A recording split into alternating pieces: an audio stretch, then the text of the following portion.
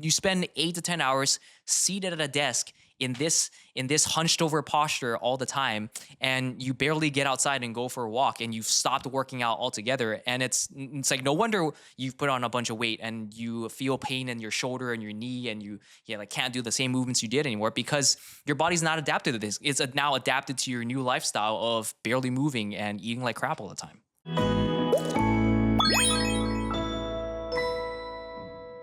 Hello, hello, and welcome back to this week's episode of Yip to My App. I'm still Erica Starr, and today I'm here with. Austin Chan. And today we are talking about fitness journeys and how you're probably doing yours wrong. So we're just gonna, talk a little bit about who Austin is. So first question for you today is, how long have you been a personal trainer? Ooh, I've been a personal trainer since 2017. So do the math there. That's 9 years, almost 10 years, almost makes a decade this year. And yeah, it's been a wild ride and a long journey. So what do you specialize in? I'd say mostly the clients that I work with are muscle building, strength training, and overall just want to live a healthier lifestyle. So I would say a nice blend of everything in terms of gaining muscle, gaining strength, losing a little bit of body fat as we all struggle with, and just overall wanting to use strength training and lifting in a way to better their lifestyles in order to do whatever it is that that client wants to do with So their life. what age range is that typically? Because I feel like that type of goal is pretty widespread right now. Yeah, I've worked with pretty much all age ranges, anywhere from younger 20s all the way up to 60 plus. But I'd say the majority of my clientele is anywhere between late 20s to like early 50s. I'd Oh, say okay. that's kind of just the age range where a lot of us realize that, oh, we can actually change a lot of the habits that we Mm-hmm. are going through. And that's the age where we realize, hey, that this health and fitness stuff is actually pretty important. I should prioritize this. I should work on this. Yeah, I feel like that's the part where it's like, okay, life got real, shit got serious. Like, Yeah. let's start being healthy. So what got you into this kind of work? Yeah, so when I first went to college, I always thought I was going to be an engineer, the stereotypical Asian path. And then, so I declared in nuclear engineering, and then a year and a half, and I was like, I don't really want to do this for the rest of my life. I had if you were like I don't know, like a quarter life crisis or Hmm. eighth life crisis, but at the time, I really I'm like, wow, I really don't want to do this. I don't want to sit at a desk all day. This does not really interest me. I feel like I was just doing this because a lot of people in my similar situation, my similar path do this. And at the same time, I knew that I want to take my health and fitness more seriously.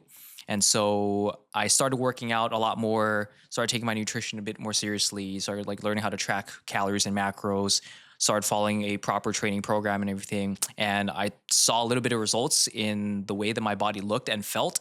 And I knew that I wanted to help other people do that same thing. But at the same time, in that time frame, circa 2016, 2017, I didn't really see it as a viable career option just because the typical personal trainer works a bunch of hours, Hmm. usually very early in the morning. You have a weird break in the Hmm. middle of the day, and then later in the afternoon, just because that was like you had to be working around other people's schedules. A lot of Yep. people work 9 to 5, and so you have to be working around those hours, and you just had to make that work. And so because I didn't know that I could do that as a career, I followed the other typical paths of declaring switching into kinesiology of either athletic training or physical therapy, and I did those paths for a little bit, switched over, started taking some of those classes. I realized athletic training was a little bit more closer to my fit in terms of what I wanted to do. Physical therapy, just a lot more school, a lot more money, which I just didn't want to do as a broke college student. Hmm. And I did athletic training for a little bit. I was like, okay, I could see myself doing this. And but it was also something like deep down I knew that I didn't want to do this. But then luckily or unluckily, Hmm. COVID of 2020 hit all of us, affected all of our lives. Yeah. And it really put a pause in my education just because graduated during that year, and everything just stopped and everything switched over to remote last minute. And then I realized, wow, I don't really want to do this athletic training thing. So I finished out my bachelor's degree, and actually rewind, the last year of my university, they decided to switch the athletic training program from a 4-year degree to a master's degree. So last minute switch, they're like, hey, you gotta spend more time in school and you gotta pay more money towards this. And so that was another turn off for me, another reason why I didn't want to do that. Mm-hmm. And so that was another reason for me. Okay, let's try this personal training thing. And I took a class on campus and absolutely loved it. Shadowed some personal training sessions, and I was like, I'm gonna do this. And then I worked on campus actually the last couple of years at university, and yeah, and then actually COVID hit, and then I was out of a job, and then put a pause on things, and then that was when I really got into podcasts actually. And I think that's when podcasts just blew up in general. Yeah. So I listened to a lot of podcasts, and I stumbled upon Jordan Syatt, which he used to be a personal trainer in New York City. He's moved elsewhere now, and he did this podcast with his business partner, who is also another online personal trainer. And they gave you a bunch of free information. They also ran a mentorship that taught you how to make content, get clients online. And so I subscribed to that, started posting content 2020, and then the rest is history. I just built my credibility that way, started the process of learning how to make content, how to present myself as a personal trainer, and then also just getting more clients and picking up more experience on how to actually work with people through behavior change, health and fitness and all that. And the rest is history. Oh wow. See, that last bit was really interesting to me because it's like, your path is very different than being like, social media, content creator, all Yes. that kind of stuff. But Yes. that I assume played a big part in just getting, your client base and all that, right? Yeah, for sure. It definitely taught me the skills of content creation and sales and marketing, Mm-hmm. which I think a lot of personal trainers tend to miss, especially a lot of the personal trainers who are, I know it's just natural to get into this because a lot of personal trainers get into this because they love fitness and they want to help people with this fitness thing. And they're all about the science-based nutrition and the workout programs and the exercise and everything. But then you miss the forest of the trees when you can't even sell yourself to other people and people don't even see you and they say, I want to work with this person. Then you don't even get the chance to actually change these people's lives because you can't even get them through the door Yeah. to buy from you. Because I realize a lot of people who initially say like, oh, I want to be a personal trainer, they just think you work Yeah. at a gym and then people just start getting assigned to you and then like, that's Yes. it. It's easy and everything's Yes. done. But I feel like if you want to get paid as much as, you believe that you're worth, you have to sell yourself. You have to be like, hey, listen, Oh yeah, this for sure. is who I am. You Yeah. have to be relatable. You have to be Yes. someone that people want to be around. You have to be a Yes. people person. Yes. There's just there's so Yeah. many moving parts to it. Yeah. But just, in the vein of all that, like how much of your personal training is like you building a connection with that person outside of like, the fitness stuff and all the very stereotypical, like this is your diet, these are your workouts. Yeah. How much of it is just person to person connection? Yeah, if you were to ask me this 10 years ago, I would have been like, that matters a little bit, maybe 20, 30%. But now if you ask me that same question, I'd say honestly 80 to 90%. Oh, wow. Yeah. Yeah. Damn. So then, how do you see that playing a role in your day to day with your clients? Because I think the biggest thing with that is that why it's 80 to 90% is because the human connection thing is the thing that matters the most. If you have someone who really aligns with you personality wise, they will be excited to show up and work with you. And then because of that, they'll actually listen to you and actually follow what you say and take your advice and see you as someone they look up to and they actually want to take actionable advice from. And if you have been a personal trainer in any capacity, or if you want to get into personal training into any capacity, you'll know that adherence is the biggest thing. Because at the end of the day, if your clients don't listen to your advice, then they're not going to see the results. Then if they don't see the results, they're not going to see you as like, oh, I want to continue working with Austin because I'm seeing great results and everything. So that's, I think, first of all, like they have to listen to you, and like you have to find out like how can you get them to listen to you. Mm-hmm. And I find that interesting because I feel like, naturally people believe that credibility comes from, this expert person speaking down on you or like this teacher, this master of some sort. And really it's like you have more credibility with someone if they believe that you're just like them, or that like that you when they believe that you understand them enough to know Yes. what you're telling them. Yes, yeah, 100%. The greatest analogy that I didn't come up with this is what I've heard through other people who are way more credible than I am. That think about the time when you were in high school. Think about the teachers that you remembered most, even if it was over a decade ago now. Mm-hmm. Like who do you remember? You don't remember the professors who are all like super like educational and like taught you every single little thing and all that. You remember the professors and teachers that told the best stories. They were able to connect with a lot of their students, and they were just a cool person to hang around with. And like every day after school, they would have a bunch of students in their classroom just hanging out, having a good time. And that's who you remember, because Yeah. you were able to relate to them. You were able to connect with them on the same level, and they were just a great person to be around. Yeah, and I think above all, it's like the one who treated you like a person. Because I'm not gonna lie, there's this one professor.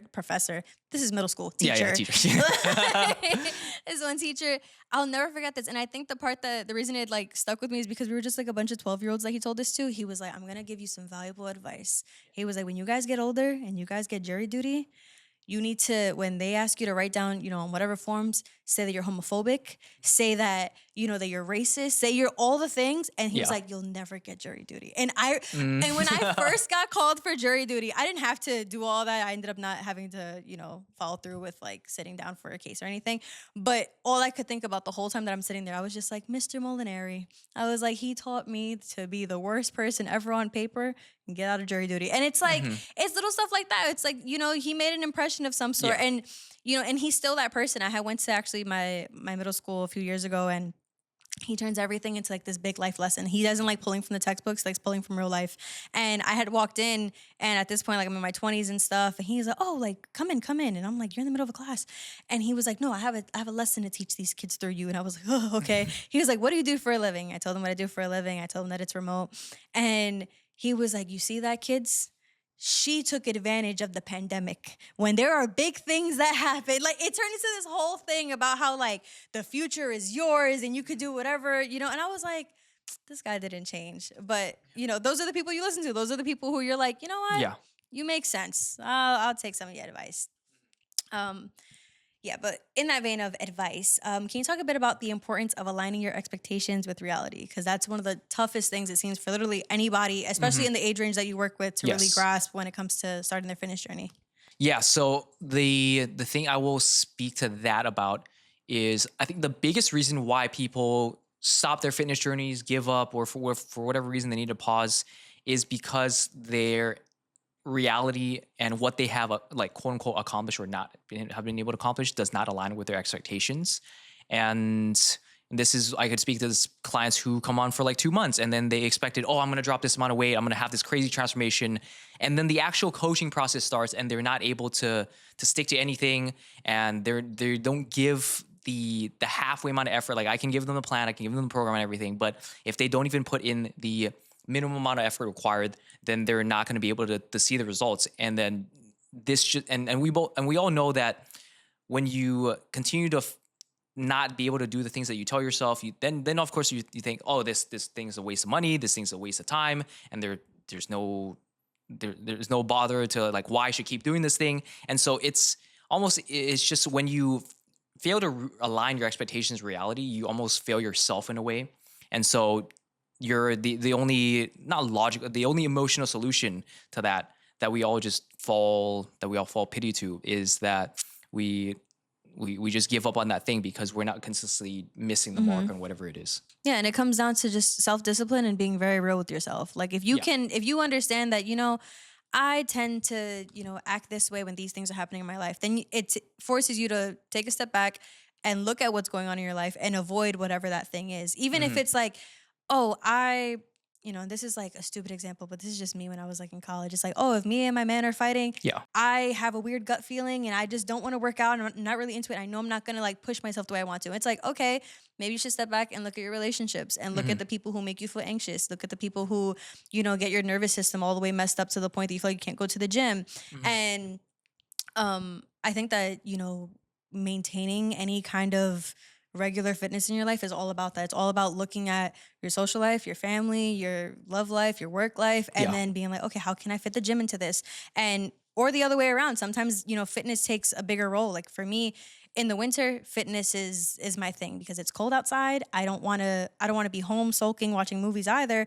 And if I wasn't, at the gym, that's exactly what I'd be doing. So I'm like, okay, I'm going to work on a workout plan that requires me to do the most. Like I'll do more cardio than usual. I'll do a lot more mobility than usual. I'll do a lot more, the stretching, the weightlifting, the breaths, the rests, like all of it. In the summer, I take into account like how much more active my lifestyle is. I'm like, okay, I can Mhm. dial it back, or I'll do more Pilates because I know I'm busier. So I need like a class that, Mhm. allows me to do everything in 45 minutes. And I think that people don't have either the energy, the will, or I don't know what it is to just constantly look at the way your life is going on a month by month basis, Right. because I don't think people understand that your life is always changing. If Yes. something is you as much as you believe that your life is mundane and it's just a 9 to 5 and it's Mhm. just, oh, I got to pick up my kids from school and I got to do this, Mhm. got to do that. There will always be something new the following month, whether it be, in my case, like maybe I got a new consistent side gig, or maybe I have more podcasts than usual, or the weather is abnormally warm and I have more time, or there's a ton of birthday dinners. Like, Mhm. you just don't know. And I think it's good to I look at the top of every month from like, bird's eye view, and I'm like, okay, how am I going to tackle this? How am I going to do this? And I think that that's something that a lot of people when starting their fitness journey just don't even think about, because to them it's just showing up. And Yeah. sometimes that is all it is. Yeah. But Exactly. you Yeah. got to look at your life to know if that's, you know, Yeah. your bare minimum. Yeah, and that's a good point.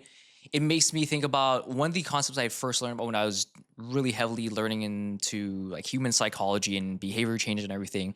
And one of the biggest things that I look out for as a personal trainer in my clients is a concept called self-efficacy. And it's the idea that how much do you believe in your abilities to achieve something? And especially if you set very high expectations, like a lot of people when they first start on their fitness journey, they're like, oh yeah, I'm gonna work out 5, 6, 7 times a week.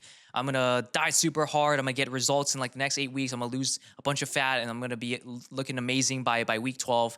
And then literally 2 weeks in, they're like, oh wow, this is actually a lot harder than I thought it was. Mm-hmm. And so when you don't align expectation and reality, you wear down on your self-efficacy, which is your belief in your ability to do something. And when you keep wearing that down again and again, it's going to be harder to stand back up. Whereas Mm-hmm. one of my jobs as a personal trainer is to how can I build that person? And I've learned this from James Clear's Atomic Habits, something called habit stacking, which you almost don't want to start with something so low and minuscule, and that in a sense it's like that it could be if someone's starting out, it could be just as simple as like walking for 5 minutes a day. Mm-hmm. And it's so simple and it seems so easy on the surface. So once you start doing that thing and you start walking for 5 minutes, you feel you start to build that self-efficacy and you're like, wow, I can do this. And then you start to do more and then and then it builds and builds and builds. And the next thing you know, you're able to accomplish so much because you built it up from that one little thing versus if you try to take on the whole mountain at once, Mm-hmm. then you just beat on your own self-efficacy. And then it gets that much harder every time you fail this expectation to yourself that you've set. Yeah, and it's like you need to allow the thing to be fun at first. Like Yes. it's like everyone says like, "Oh yeah, I know that, the fitness journey, like all that stuff is hard and it takes all this hard work." But like you said, like once you actually do it, and even if it is a 5-minute walk and you realize that's 5 minutes taken out of your day, and I think it's a mindset shift where you really need to just prioritize your health, because to some people it's like that's an hour I could have spent with friends, an hour I could have spent.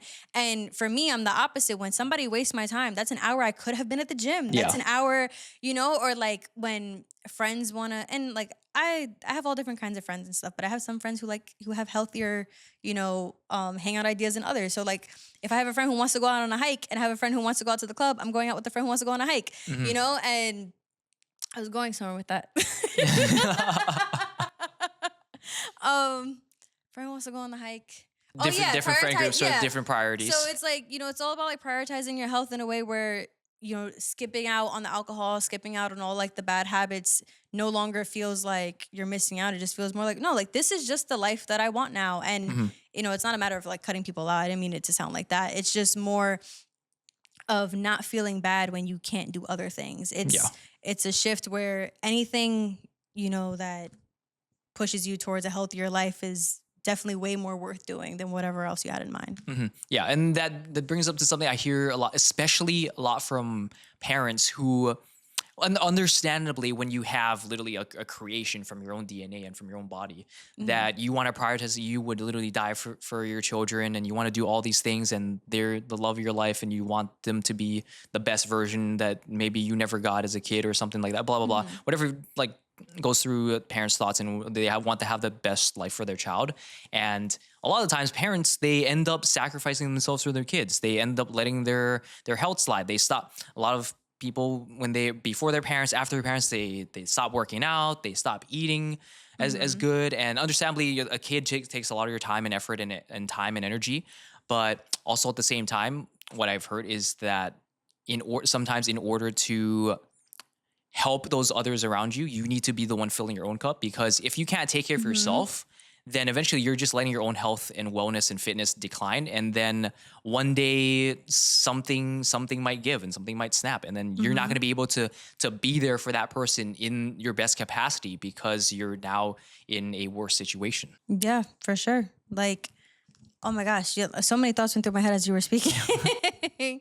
um, but yeah, even think about like with my parents, like I think back to like when I was younger and they were just like running around and all this stuff. And I think like, from the kids' POV, it's just like, oh my God, like you guys are getting older and you guys are moving slower and it's Hmm. scaring me. Or like, it's always cool when you see like on Instagram, like people with their families and stuff and like the grandparents are you think that the grandparents are young and it's just that they're healthy and they're like Hmm. playing with their grandchildren. And for some people, I know that the idea of like their mother or father, playing and running around with their kids is almost like, what do you mean? Like they're old. They don't even move Hmm. like that. Like, well, that's not even possible. And it's like, actually, it's very possible, but they just, and it's, because when we start talking about families and stuff, I hate using terms like giving up. And Hmm. I know that some people want to make, you know, this one's a touchy one, because like, it's really easy. Okay, I'm just gonna say it. So, Yeah, say it. Yeah. so in my family, like I tend to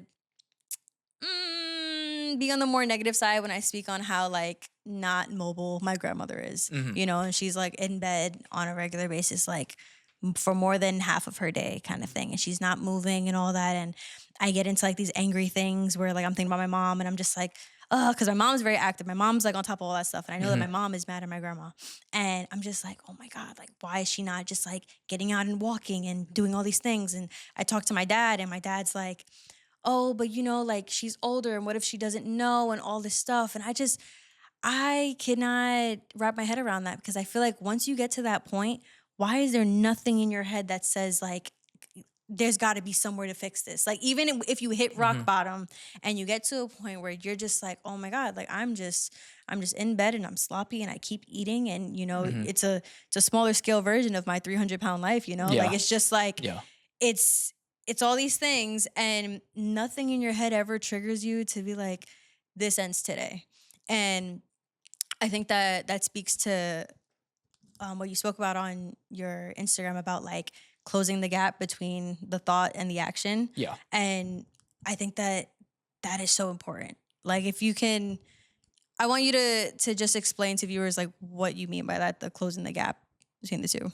Especially with a lot of people's New Year's resolutions, and they set like, oh, I'm gonna start taking care of my health and fitness. I might do this thing. I might do my side business thing. I might start doing this. I might start doing that, and then they say, oh, I'm gonna start next week, and then they don't plan anything. They don't set any specific goals. They don't set any specific habits or actions, and then they find themselves, oh wow, it's gonna be June. It's June already, around the next corner, and then the next thing you know, it's gonna be like 2027 or something, and then you realize, oh, I actually haven't done any of the things that I said I was gonna do at the start of the previous year, and so closing the gap between thought and action is basically when you think about wanting to do something, how can you start to implement steps and habits and actions towards that thing as soon as possible? Because the more time you give yourself between that gap of thought and action, the more time you give yourself to procrastinate. And when you start to procrastinate, you start to not do the things that are necessary, and then it just gets pushed off and off and off, and then you end up not doing that thing at all. So I say closing out and then break, and also in conjunction with breaking it. If you're gonna do take action and do the habits and do whatever it is, break it down to something super simple that you can start as soon as possible. It just matters that you start because there are so many things like throughout my fitness journey where, I started when I was 18 and it's been 8 years since. And I have learned and unlearned so many things since. And it all started with just going to a random Blink gym. And I was like, okay, I'm just going to do these random things. I'm I'm one of those. I always say this. I'm like the epitome of capitalism. Like if I see something on social media and I'm like, okay, if I get that sweatband and I put on this weird waxy substance on my stomach, I'm gonna lose the fat, Yeah. whatever. And that's enough for me to get excited, and it gets me to the gym. Whether it works or not, didn't matter. Then next phase was like the booty bands and stuff. I was Yeah. like, okay, I'm gonna buy that, Yeah. and my ass is gonna be so fat. I'm like, Yeah. bro, I was like 90 pounds. Like, girl, what Yeah. are you doing? And I just kept on with all the different trends. Like when I first started, I was just like, you know what, it'll work, it'll work, it'll work. And then after that, like one of my most recent things that I hopped on was it was a few months ago, and it was like this booty building program, but it was like from a girl who I'm very big on finding influencers and stuff who started the way that I started, so that I can give them some kind of credibility. And I'll follow like a like maybe like a 4 or 6 week plan, and I'll either add it to what I'm already doing, or if it's already really close to what I'm doing, then I just do whatever it is that they tell me to do verbatim. And it was through that like, I started building my glutes and all this stuff, but then something started changing in my body. And I was like, hold on, why is my hip clicking like that? And I'm like, oh, why do I feel nerve pain? Why is the whole right side of my body getting pins and needles when I lay down? It was a whole thing. And it was the start of like me starting to get into mobility. It was me getting into just like muscle imbalances in my body, because, you know, I always say it's like people who barely do anything, I guess is the way to put this, never have to worry about like those kinds of imbalances, unless like your body is literally imbalanced. But Yeah. when you start working out, I think something that's really important for everyone to realize is that it is important to work out everything. It doesn't Yes. matter if you want the legs, doesn't matter if you want the abs, doesn't matter if you want the arms. You have to work out everything for everything to work out. Yes. And I know that sounded super verbatim, but like it worked. And I had this feeling in my hip, and I was like, ooh, when it comes to nerve pain, that's when like you got to get on whatever it is, because that can get really serious really fast.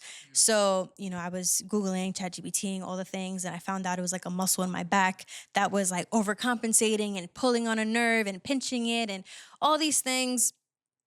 And then I got into really getting into strengthening my back, and like I said, I've been working on it for 8 years, and I don't think I have ever worked out my back the way that I have recently. This is a whole new different type of soreness. This is a whole new, ball game. And I'm like, oh my God, like the reason I feel like big in my midsection isn't because of my stomach, it's because of my back, and I'm just overflowing to the front. Like, Yeah. like it's like all these things. And that's why I say like it's really important that you just start, because some people think that they're gonna start working out and they're gonna know all the things that are like weird and like quirky about their body within the first month. And it's like you're gonna keep learning. You won't know until you work out all the parts of your body, and you realize like everyone's bodies is different. I think that's a big part of the fitness journey, is realizing like my body specifically needs a lot more sleep than my cousin, or like I need a lot more vitamin D than, let's say, whoever it is that like there are little things that you start realizing about yourself. And I think that that's like one of the core parts of the fitness journey. It's just learning your body, becoming aware of it, and knowing what works and what doesn't. Yeah, yeah, and that also makes me think about oh man, we can dive into a whole rabbit hole where when I first started fitness versus now with the whole social media craze. I mean I started like basically I started lifting like well beyond 10 years ago in middle school as more of a hang out with friends after school thing, and then I started taking it more seriously in 2015 2016, and that was pretty much pre-social media era. Like Instagram was a thing, but then at the time we were all still just posting pictures of our food and just these poorly lit and poor quality selfies. And so social media was a thing, but also wasn't a thing as it is now into this whole marketing like capitalism machine. But that makes me think about like times were just simpler back then, even though I'd say the overall fitness IQ has gone up in the sense that people just generally nowadays are more educated. Like if I speak to a random person on the street, they know what calories in, calories out was, versus years ago they're like, what the hell is that? I just know, oh, cut carbs and do this and do that. So over the overall fitness IQ has increased over the years. But now what I feel like there is almost too much information now, because everyone's posting content. Everyone can call themselves an online coach, personal trainer, which in our space, unfortunately, there's not a lot of regulation, so people can legitimately do that, and there's no one to go after them, no one to really oversight or regulate that. But besides the point, people can just say whatever they want, and so you can have this super jacked man or woman just go on posting on social media, and because they look good, they have abs, they got the six pack, people are like, oh wow, well if this person is doing this thing, then they must be correct. And so and of course and because of the algorithm nowadays, and you scroll, and then one person might tell you, oh, don't do the bench press, it's gonna wreck your shoulders, like, and then you scroll the next one, and then the next person's like, oh no, do this exercise, this is the best exercise to This grow is your the chest. only one Yeah, you this is should the be only one. doing. Yeah, exactly. And so there's so much information that what I find a lot of people nowadays is, especially including my clients, is they are always trying to over optimize everything because there's so much information, and they obviously, all of us, we get into the gym, we get into our fitness journey, we don't want to be wasting time, money, effort to do other thing, to do all the wrong things. And so we want to do all the right things, but then you realize that, oh, there's like way too much information, and then you start to try to piece together this perfect program, and then because of that, you always feel like you're missing one thing, and so you never actually Yes. take action and start, because you're always trying to piece together this perfect thing. And then next thing you know, you've been building a plan for the past 6 months, and you haven't even stepped foot in the gym. And my point here is to connect to everything that you said, is that people just keep trying to piece together this plan, that they don't even take the first step into like actually like doing the thing. And then a lot of times when you actually do the thing, when you go into the gym, you figure out like, oh, actually, like this part of the plan doesn't actually work for my lifestyle. I should be doing more exercises to fix this imbalance here, because this program Yeah. that I tried to build through research doesn't necessarily fit my body and work well for my body. And so now you have to change everything that you've been working so hard to build and be perfect. It's so crazy you say that about the perfect plan, because I caught myself in this like little loop. I think it was like last year, where I kept seeing videos, and like I've been watching these videos for like forever of all these different influencers and stuff. And I feel like, a little bit I can gauge which ones are more believable than others and which ones are more science based on others. But I would see all these different workouts, and I'm like, okay, this girl's talking about this to work out this part of your hamstring. And she's like, but if you move or like even like for leg extensions for your quads, they're like, if you tilt your legs a certain way, you're gonna work out a different part of your quads. And I'm like, how can I fit all these different workouts for all these little parts of my body into something that I can do every week? And it just put me in a place where I was like, I'm never gonna have the body that I want. And I had to have a moment with myself where I was just like, girl, like, that you're quad dominant. That you probably don't even need to do as many quad exercises as hamstring exercises, because your quads are working most of the time. Or like in the same way, like my traps are always like super engaged. It's like I don't have to do shrugs. Like I don't have to do certain workouts. And it really put me in this mindset where I was just at a point where I was like, listen to your body, listen to what, works with you. And like I said, like I wanted to start doing, one of my goals for this year is to do 170-pound good mornings. Like that's my thing. I saw this one girl at my gym who she can do them, and I was like, your body's amazing. So that's part of where, the hip stuff also came into play, because once I started doing the good mornings, I said, whoa, I'm leaning. That's not safe. I'm not screwing up my back. And then I found out like, okay, now we got to work on this whole other side of my body. But all that to say, you're not going to know everything as soon as you start, and that's not expected. And even for like simple things, like maybe you just have long femurs, you can't do certain things because you have long femurs, or you could do a lot of things because you have short ones, and maybe you shouldn't, or all that stuff, or just weak ankles. There's like so many things that on a regular basis, on your walk to work or your walk to the train, you don't realize that, your shins are impacting the way that you work out, your ankles, or even your wrists when it comes to planks and stuff. I started Pilates, had no idea that my biceps were weak because I never work on my biceps, but they always have shape. So I just always thought like, oh, my biceps are just naturally strong, I guess. Cool. And I started doing planks, and I'm like, why do these hurt? And I'm thinking it's my shoulders. I'm thinking it's my wrist. It's like, no. I started doing bicep exercises. I'm like, oh, I can hold a plank now. And I can't stress that enough. It's all about learning your body, because I've been doing it for years and I'm still learning more stuff every day. So please keep that in mind. So for your clients, how do you help someone stop treating fitness like a phase and more like a lifestyle? That's a really good question.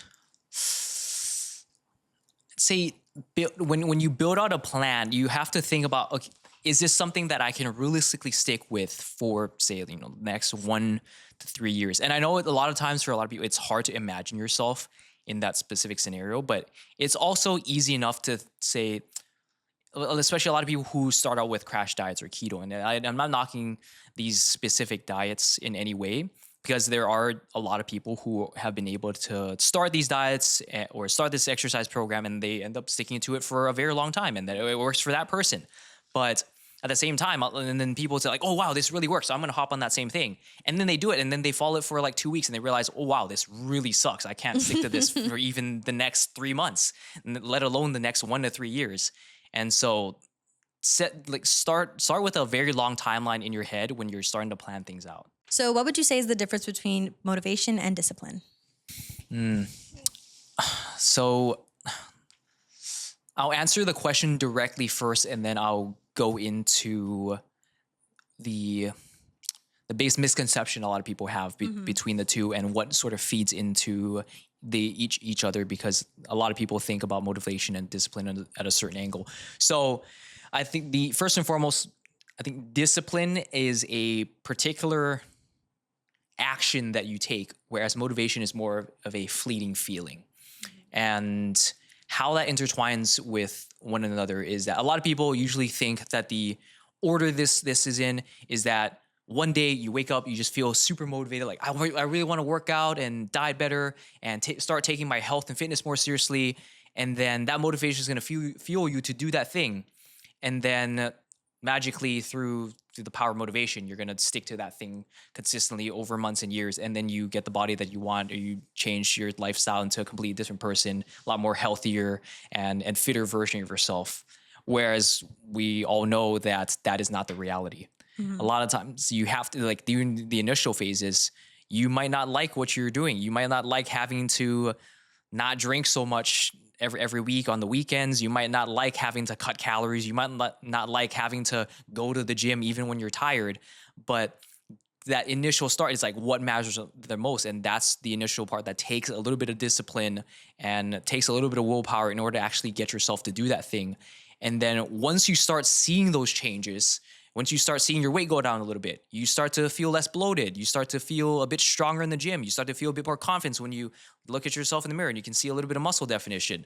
And then that's a little bit that you see and you're like, oh wow, this stuff is working. That means I should keep doing this stuff. And you start a positive feedback loop. And that's when I think motivation comes in, which is why I don't think you should build your base and foundation of taking action and doing the things you know you need to do on motivation, but rather building it on discipline, and not necessarily like we're having to rely on discipline and pure willpower all the time, but more so your consistent habits that you can do day in and day out, and then let motivation come and go, because we all know that it's just a feeling at the end of the day. We know that feelings are not forever. They are temporary, fleeting feelings. We feel happy, we feel angry, we feel sad at times, and then we also feel motivated at certain times. And some days we feel very demotivated.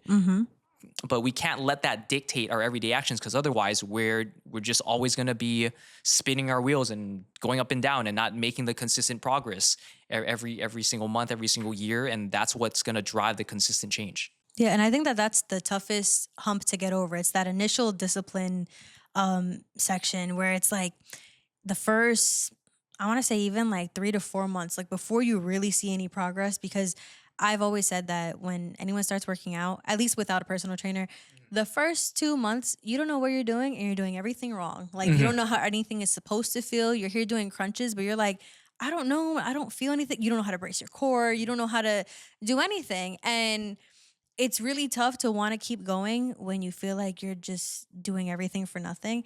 And the biggest advice I could give to anybody who's just starting to work out is like the fact that you're in there, you're doing more than, past you, Yeah, than exactly. if you didn't.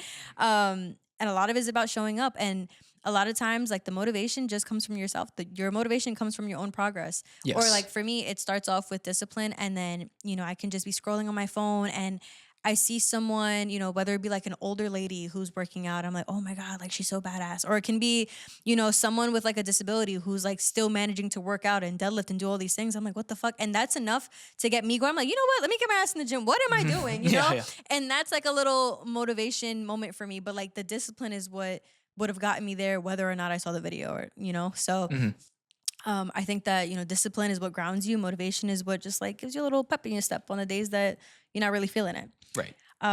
So what is the main trait that separates those who find success in their fitness journeys and those who don't? I think it's just the ability to show up and keep trying, because even like with or without a guidance of a personal trainer, you are gonna have days where you don't want to show up. You're gonna have days where you mess up. You end up eating, 5,000 extra calories than you thought you had this perfect plan for the day, and all of a sudden this meeting or social outing or whatever it is gets thrown in your schedule, and you can't work out. And then you don't let that become to dictate what your next actions are. You'd say, okay, this happened. This was totally outside of my control, but how can I bring things back into my locus of control? So I can't control that this random thing blew up my schedule, or I can't control that this already happened. I went to an all you eat buffet and I ate whatever the hell I wanted. I can't control that. That's happened in the past. But what I can control is what I do next. What I can do next is not let this turn into an all-out feast for the next 7 days. What I can Mm-hmm. do instead is I can start working out starting tomorrow. I can focus on what my next actions are. Yeah, I think that's a good way to put it. And something I did to help manage that is just looking at my workout schedules, even like week by week. And I let whatever plans come as they do, but I make sure that I can always create my gym schedule around it. And if my week gets to a point where it's like too much is clashing, that's when I have to start saying no to things, because I will Mhm. prioritize like the fitness part. Because at first, when I started working out, it's like Mondays I have to do legs, Tuesdays I have to do upper body, or even more specifically like back or something. And then Wednesdays I definitely have to do this. And when you get really tough on yourself to that point, it's really hard to bounce back from anything. It's just like, Mhm. but especially for people like myself, I still have this belief that you can like make your days back up. And I know that that's a complete myth, but it keeps Yeah. me sane. And I started looking at my week like, okay, every Sunday I look at my schedule and I look at the things that I have planned, and I'm like, okay, on a day that I have this quick meetup with a friend, I'm gonna make that a Pilates day because I know I can schedule that late.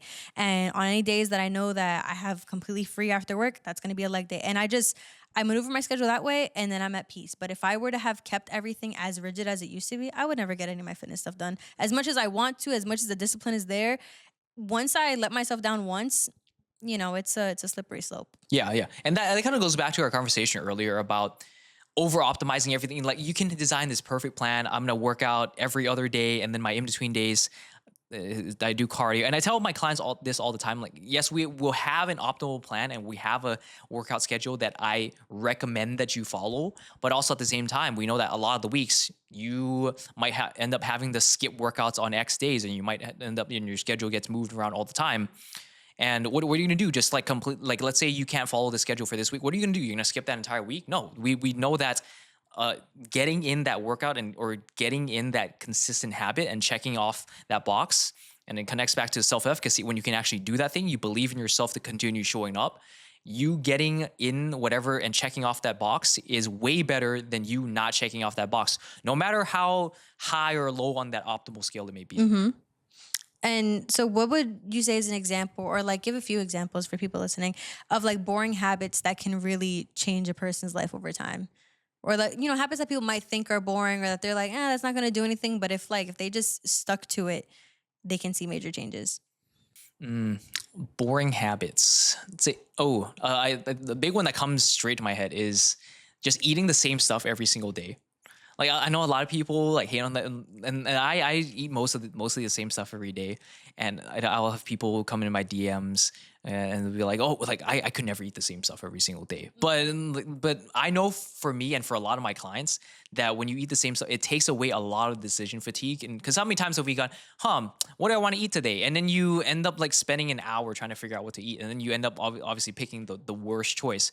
Whereas if you just had the same meal preps, or or you go to your same old restaurant, you order a thing that fits your calories, fits your macros, and it's generally pretty healthy, like that takes away all the decision fatigue. And a lot of times we start the day with so much amount of energy and willpower and mental capacity to decide things that when you're at work, when you're doing this, when you're doing that, and that takes away from the energy, you're draining your battery. And so the more things that you can automate and systemize, that is going to set you up for success, because now you're just on a schedule and you don't have to waste any of that energy, and then you don't have to worry about, I'm not going to have enough energy to make this decision, and then you end up making a poor decision as a result.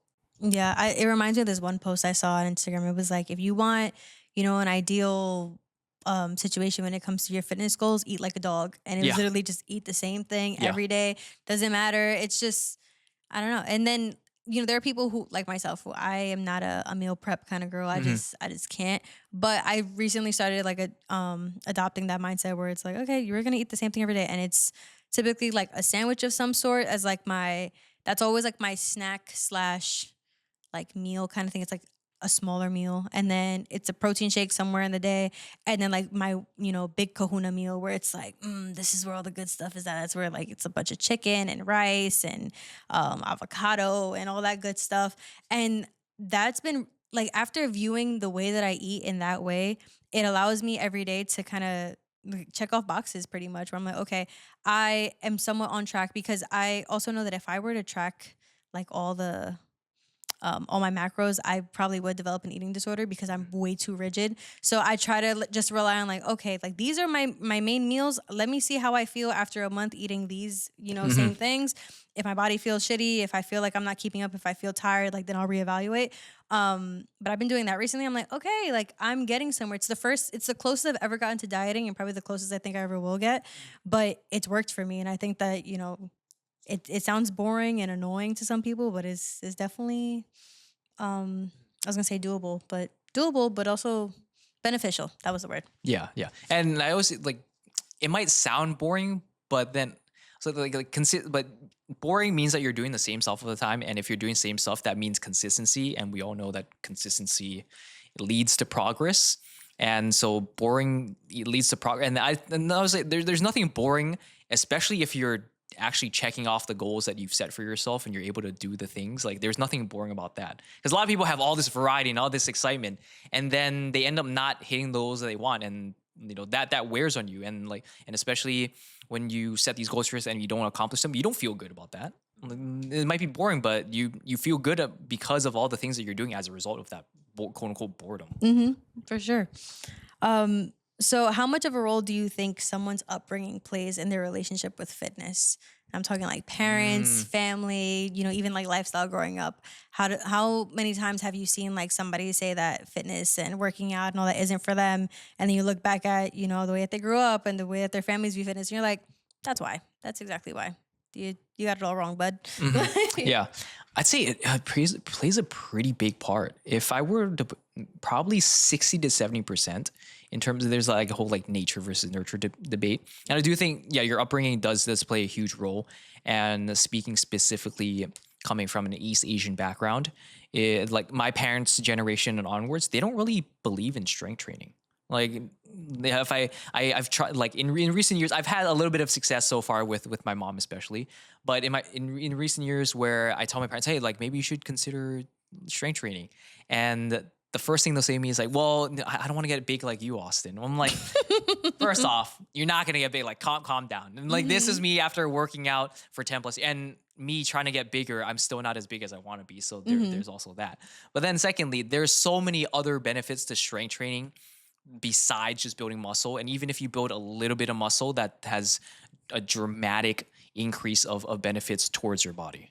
Let's talk about the people who are too scared to lift because they're scared of getting hurt. So where do gym injuries usually come from? Is it the lack of effort or doing too much too soon? I think it is definitely doing too much too soon. And that injury is such a multifactorial thing that my mindset has changed around this over the years. And after working pretty closely in a physical therapy clinic with other physical therapists, and then I would just work closely with all the patients and clients. And a lot of times, like understanding what pain and injury really is. A lot of people think like, oh, do this leads to pain, leads to injury, and then don't do that thing. Whereas now we know in especially a lot of the modern science tells us that it's so multifactorial. There's a lot of things that we still don't understand about like pain and injury, but the thing that has the closest causal relationship to that is doing too much too soon and overloading your body in a way that it wasn't designed to adapt to. And so one thing my mind goes to that a lot of people who go to the gym can relate, or maybe even in passing, is that people say, oh, don't bend your back when you're squatting, or don't bend your back when you're lifting. And this is certainly something that I believed when I first started, like always have neutral spine, doing this, doing that. And yes, there are good practices, especially if you want to focus on specific parts of the body in terms of these lifts. But also at the same time, there is absolutely nothing wrong with bending your back. Imagine if you went through life without bending your back. And then also similarly, a lot of people still repeat the phrase like, "Oh, don't let your knees go past your toes." And Yeah, imagine if that you went one's through crazy. Yeah. imagine if you went through life never bending your back and Mm-hmm. never letting your knees go past your toes. Like you could literally not do anything. You couldn't even pick up a pencil off the ground. Mm-hmm. That just doesn't make any sense. But then at the same time, it's also if you never have like loaded weight when you're trying to bend over your back or when you're letting your knees go past your toes, then obviously if you try to load weight and you do too much too soon, you're gonna injured as a result. So it's a matter of what your body's conditioned to and progressing it in a way that allows you to do that thing. And in fact, I would say if you never like are able to do that, then that would even speak to something like maybe it's a problem that you can't do these things rather than you you are doing these things and you shouldn't do them.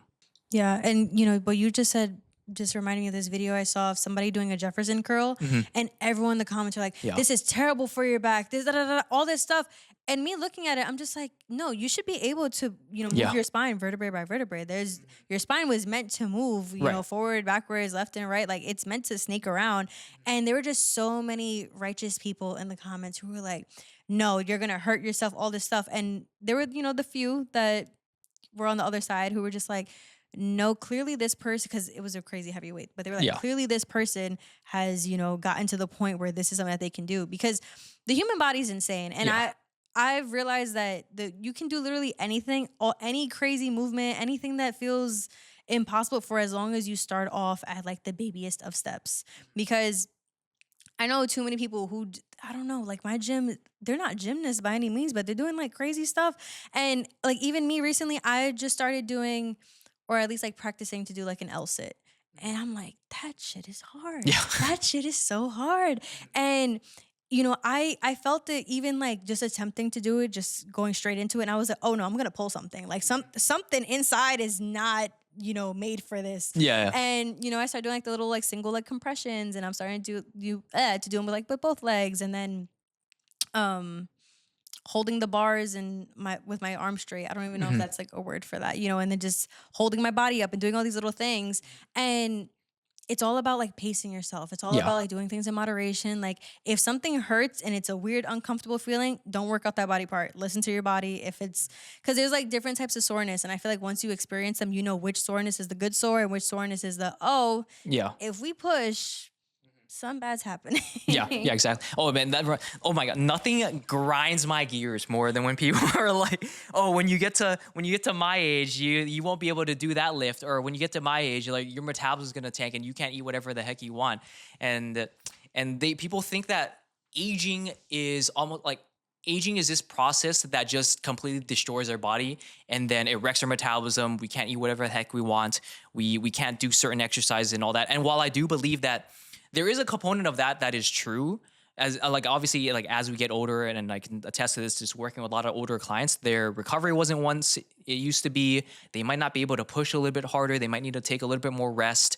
They might find themselves a little bit slower. They might need to warm up a little bit longer than when they were in their 20s. And there are these clear signs that of aging that we just have to adapt our routines to. But also at the same time, a lot of what happens to our body as a result of aging is more so a result of our lifestyles as we age. And so a lot of people say, "Oh, my metabolism slowed down when like it just wasn't used to be wasn't what it used to be in my 20s," or like I just can't do these same exercises that I used to be able to do when I was 20s. But then I always tell them zoom out and look back. Like, what were you doing in your 20s?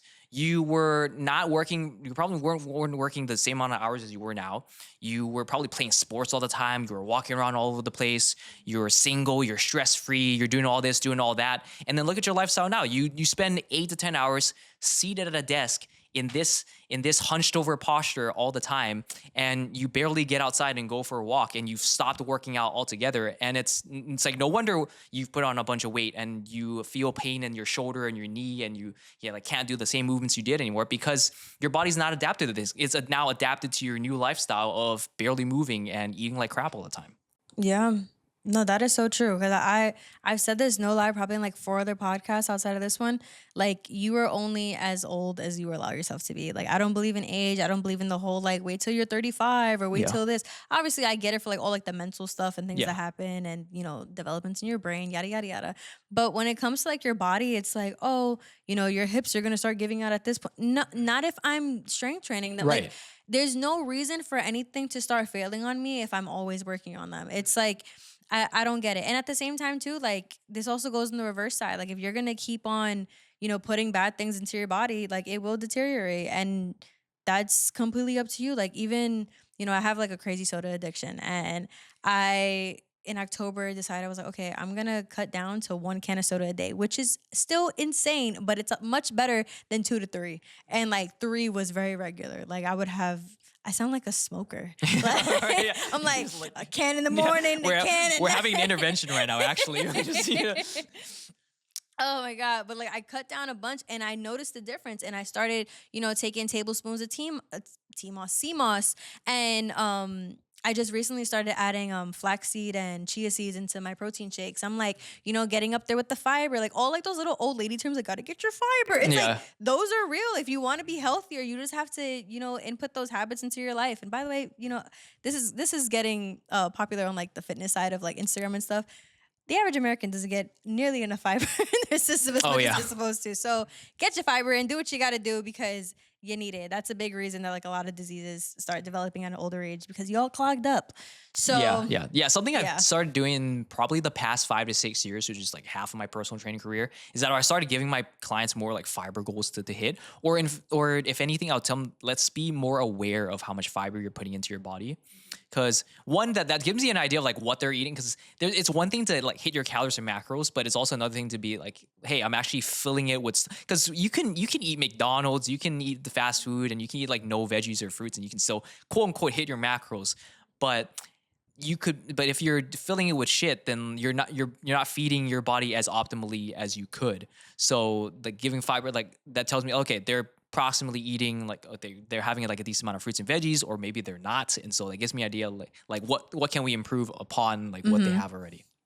And if you could only change one thing about how people approach fitness after listening to this podcast, what would it be?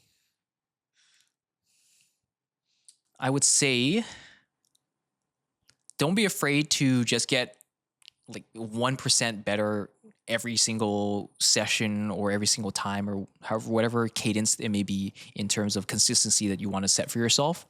Because I believe there was a post that I saw on social media somewhere that if you took like 1%, like 0.01, and you put in an exponential for like 365 days or something, and it turned into something like crazy into like maybe like my math is terrible. My mental math is terrible here, but maybe like in the few hundreds or something like that. And it speaks to the fact of like the effect of compounding. And we can talk about this in money terms as well, since we can all relate to money in some sense. That people always talk about like compound interest, but if you put like $100 like 50 years ago or something, and then you watch it compound over time, even at like 2 or 3%, and it turns into something like $1 million or something, which is crazy to think about. Like $100 turns into like $1 million, and don't be afraid that like even if you just work on incrementally improving one thing by like 1%. The compound effects of that, and then pulling back into like real life and real terms and how we can visualize and see that. If you turn even one silly little habit that might be 0.1% better of, oh, I'm going to start eating, one fruit. And then, down the line, when you start to habit stack stuff and you start to feel better about the choices you make, and when you feel accomplished, you're like, oh, I can do this one fruit thing. And then next thing you know, you turn this into, oh, I'm going to make this whole meal better. And then I'm like, okay, I'm going to start working out now. And then I'm going to start working out multiple times a week now. And then I'm going to start doing whatever. And you start adding these things. And then next thing you know, that one little change that you made years ago turned into this whole thing where now you have a completely different lifestyle, and you are a much healthier and fitter version of yourself that started as something as like silly as that 1% that you did. And this could be something as simple as even like drinking more water, because like something that I know I don't drink enough water, and you have to also learn just how you do life. Like for me, if a glass of water isn't out, I'm not gonna drink it. Like that's just it. And I tried like getting like the cute water bottles that have like the times on it, Yeah. and it's like, oh, I'm gonna drink this much every hour. I tried it, and it's like it's not motivating enough, and it's not screaming at me. But what I learned is that, well, not learned, but what I know about myself is that I hate clutter. So if I Mm, have a cup full of water sitting on a counter just to get it in the sink, I will yeah. drink it. And that's been my thing. I'll keep a cup Okay. in my room and a cup in the kitchen, like for as long as I don't have company and like it's not bothering anybody. I'm just like, okay, I'm just gonna have it there, and just seeing it forces me to drink it. Yeah. And that's that's just how my weird brain works. So Yeah. I think Yeah. it's also just a matter of like finding out how your brain works. And it's kind of like the same thing as like, some people like they hate throwing out the trash, and so Mhm. they'll bag up their trash and they'll put it outside their door so that when they leave to go outside they won't forget to throw out the trash. It's more about just learning like how your habits align with you, on not your habits, how your tendencies align with like the habits that you're trying to build, and making them work with each other, instead of being like, oh, there's this extra thing I have to do every day, I got to make more time for it, because you're never going to get Mhm. anything done with that mindset. Yeah, yeah, that's funny. That's actually might be just like the ADHD, like OCD side of us, where Hmm. my brain also works like, well, like I know that I'm a like I know I just I might not, this might not be like that true, but I always tell me like I'm a stupid freaking person. I forget everything, and like, so that's why like I always write everything down. I put my workouts into my schedule, and like I overdo it in the sense of knowing that like this is extra insurance, and then I actually like end up doing that thing because I did all these extra steps. Yeah, see, everyone's got their Mhm. thing. Yeah, yeah. So now we are officially at the end of the podcast. Do you have any last words you want to tell those listening? Last words. Close the gap. Whatever thing you think you're doing, you think about doing right now, whatever goal you've set for yourself this new year, start taking the quickest and smallest action that you can think of, no matter how ridiculously small it sounds, and start immediately. Start tomorrow. Start even the same day, within the next hour, even if it's something so stupid. You're like, this is not going to do anything. Like you never know. It might lead you to build the momentum. It's all about like an avalanche never starts with the pile of snow. It starts with that little snowflake or snowball that rolls Mm-hmm. down the mountain, and then it becomes this big thing. And you Yeah. never know what small thing might trigger the big thing in your life. Yeah, and all those little habits matter, whether it's drinking more water, waking up earlier, or on the reverse end, getting more sleep, eating more of a certain thing. Listen, whatever it is, get to it. It'll help you. And it's not, those things aren't hard to start. And even if, your workout journey is as simple as like, okay, I'm going to buy a jump rope and I'm just going to jump rope for a minute a day. You never know how those things, those things grow into these crazy big habits, because I was one of those. I was one of those anti-cardio people. I started jumping rope and I was like, I Yeah. could do anything. You'll catch me on the Stairmaster for 30 minutes now. Not to say I like it, Yeah. but now it's doable, and Uh-huh. it felt attainable. But yeah, so that is all we have for you guys today. Thank you guys for coming on, because Yeah, thank you for having me. yeah, no, like you have a whole bunch of stuff that I'm excited for this one. Yeah, yeah. Thank you guys for listening. Thank you guys for watching. Please like, comment, and subscribe, and leave 5 stars if your listening or viewing platform allows for you to do so. I think that is all I have for you guys. I love you guys, and I will see you guys next week. All right, peace out. Bye.